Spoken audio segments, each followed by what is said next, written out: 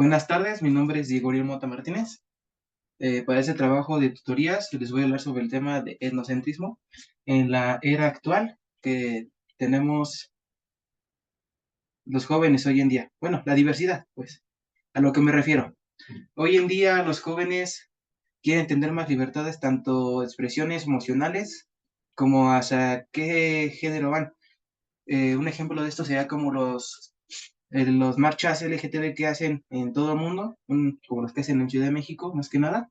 Son unas de las más grandes que yo he logrado ver.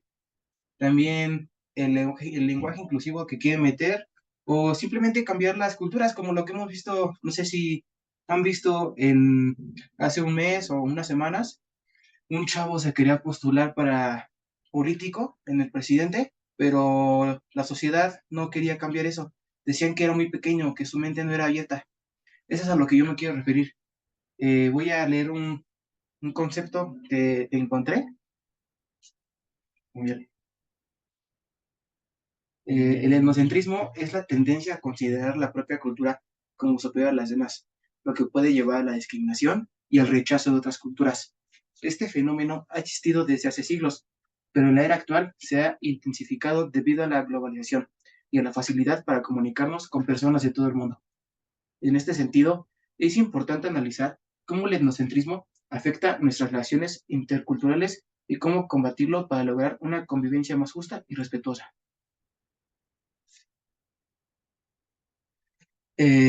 También podemos encontrar varias manifestaciones del etnocentrismo en la sociedad actual. Este se puede manifestar de diversas formas en la sociedad actual, desde la discriminación racial hasta la exclusión de personas por su orientación sexual o la religión. Es lo que decía actualmente.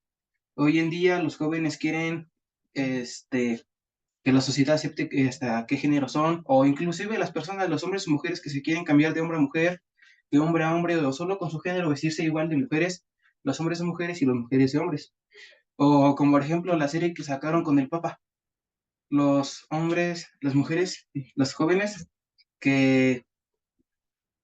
los jóvenes que fueran a entrevistar al Papa y le hablaban sobre los sobre lo que quieren cambiar en la sociedad y en la religión.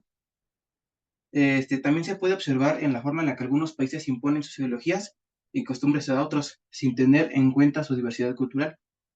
Un claro ejemplo puede ser la conquista de los españoles a México. Impusieron su religión católica a nosotros, como estábamos nosotros, los mexicas, aztecas, zapotecos, todos ellos les impusieron su religión y pues hoy en día por eso hablamos la lengua de español latino.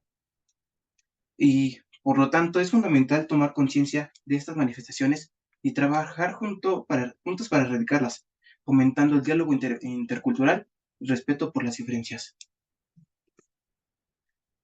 Voy a leer unas consecuencias negativas. El etnocentrismo puede tener graves consecuencias negativas, tanto para las personas como para la sociedad en su conjunto. Puede generar conflictos y violencia, así como limitar la creatividad y el progreso social y económico. Por ello es importante promover la diversidad cultural y respeto por las diferencias, para construir una sociedad más justa y equitativa. Podemos decir que en este caso aplica, ejemplo, lo del feminicidio, las marchas que hacen. Estamos de acuerdo con ellas, como dicen la gente en internet o nuestros padres o amigos conocidos. El hecho que dañen propiedad pública, que rompan cosas, que destruyan monumentos, que grafiteen, o sea, es aceptable que lo hagan para que la gente les haga caso. Pero también no es un punto muy bueno, porque a fin de cuentas la gente va a creer, ¿para qué les hacemos caso si ellas se manifestan de una mala forma? Eso es un claro ejemplo. Ahora, voy a leer cómo combatir el etnocentrismo. El etnocentrismo implica un cambio profundo en nuestra manera de pensar y actuar. Es necesario cuestionar nuestros prejuicios y estereotipos y estar abiertos al diálogo y a la comprensión de otras culturas. Además, es importante fomentar la educación intercultural desde temprana edad y apoyar iniciativas que promuevan la diversidad cultural y el respeto por las diferencias. Es como lo hemos visto desde la prepa, desde ahorita que estamos en la universidad, nos están fomentando a que cambiemos nuestra forma de pensar. Los tiempos van evolucionando. Hay que saber nuevos conceptos para saber cómo interpretarlos y no lastimar a los demás imponiéndoles nuestras ideologías o estereotipos. Es como lo que dicen, el hombre por ser hombre no puede cocinar y la mujer por ser mujer no puede ir a trabajar. Es como en las épocas de antes que no dejaban votar a la mujer. Nosotros tenemos que ir cambiando nuestras ideologías para así, pues, por lo menos tener un mundo mejor. Por ejemplo, es como los recursos renovables, los van cambiando, van evolucionando porque se dan cuenta que el petróleo ya no está funcionando y aparte daña el medio ambiente. Entonces, los estereotipos tienen que cambiar. No siempre van a ser los mismos, las ideologías también. Todo evoluciona. ¿Puede cambiar en un futuro? Sí, pero la gente tiene que empezar desde uno mismo, no alguien que te lo imponga a ti mismo. Bueno, la inclusión y la diversidad son fundamentales para construir una sociedad justa y equitativa. Al reconocer y valorar las diferencias culturales, podemos enriquecernos mutuamente y construir un mundo más tolerante y empático. Es necesario promover políticas y prácticas que fomenten la inclusión y la diversidad en todos los ámbitos, desde el trabajo hasta la educación y la vida cotidiana.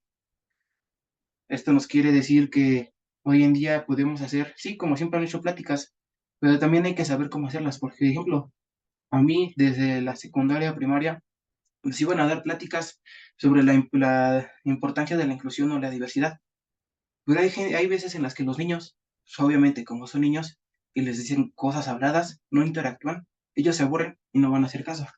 También todo esto depende del ámbito en el que ellos se desarrollan.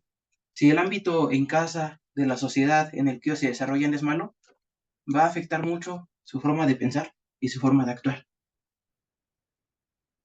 Bueno, en conclusión, el etnocentrismo sigue siendo un problema grave en la era actual, pero podemos combatirlo trabajando juntos para promover la diversidad cultural y el respeto por las diferencias.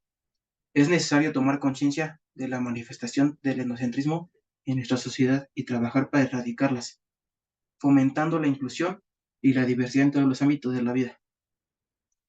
Por lo tanto, podemos decir que el etnocentrismo sí, a su vez, en las épocas anteriores, era algo muy bueno, pero en la era actual, con las ideologías que tienen las generaciones actualmente, esto va a ir cambiando.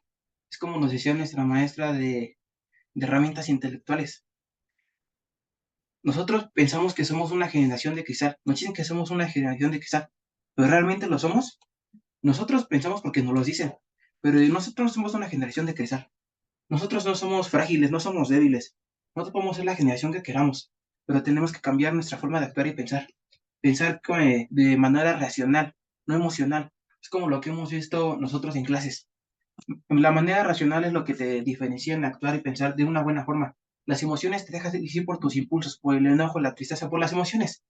No te dejas guiar por ideas racionales que a lo mejor puede ser válido que las emociones intervengan en el egocentrismo, que la gente por eso haga lo que hace, porque sus emociones de que ellos los inculcan, pues es diferente.